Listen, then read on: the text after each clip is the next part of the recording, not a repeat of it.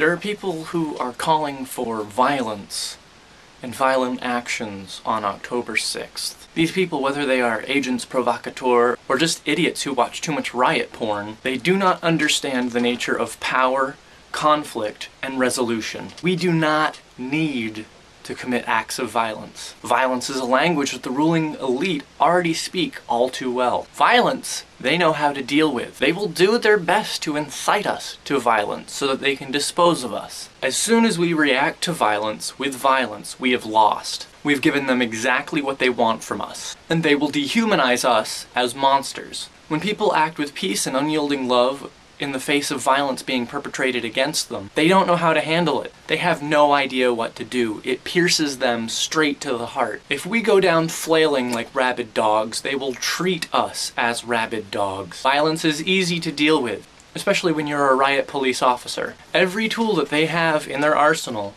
is to incite and deal with violence. They don't know how to deal with non-violent people. Violence only dehumanizes us and dehumanizes our enemy. I'm pretty sure that we want to end the wars, not start a new one. It's our duty as moral human beings to maintain the moral high ground. As the Buddha Siddhartha Gautama said, if you spit at the sky, you soil not the sky, but your own face. It's the same way using violence against non-violent people. When we take the moral high ground by refusing to act with violence against violence, when we stand our ground without malice, with nothing in our hearts but love for those who would do us harm, we are painting broad strokes of white against a canvas of darkness. We provide a stark contrast between morality and depravedness. If we act with violence, we are only adding darkness to darkness. Police are not monsters, they're just people doing their jobs. They're trying to feed their families and keep a roof over their head.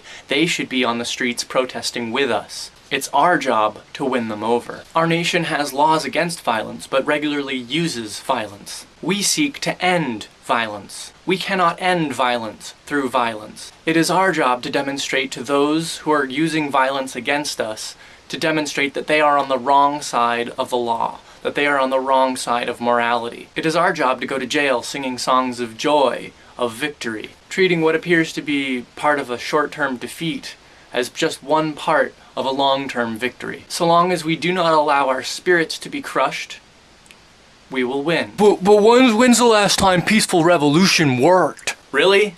Cairo, Tunisia, that was just this year. Yeah, but like, what else? Like, is that it? Of course not.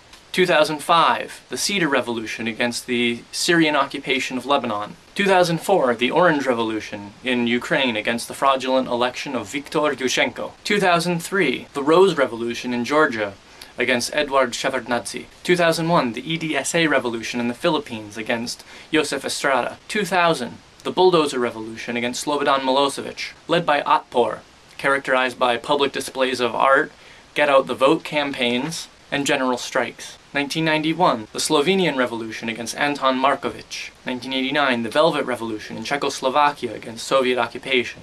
1989, the Peaceful Revolution against Soviet control of East Germany. 1986, the People Power Revolution in the Philippines against the Marcoses. 1974, the end of apartheid in South Africa. 1968, the Civil Rights Movement in the United States of America. 1945, Gandhi's revolution against the British Empire. And so those who advocate violence, I put the burden of proof on you. When has violent revolution led to a society based on peace and democracy? Prior to democracy, we had tyrants, kings, dictatorships. One theory of democracy is that the main purpose of it is to allow peaceful revolutions. With your vote, you can destroy a government and install a new one. Majorities, voting in elections, provide the approximate result of a coup. In 1962, John F. Kennedy famously said, "Those who make peaceful revolution impossible make violent revolution inevitable." But 60% of Americans don't even bother to vote.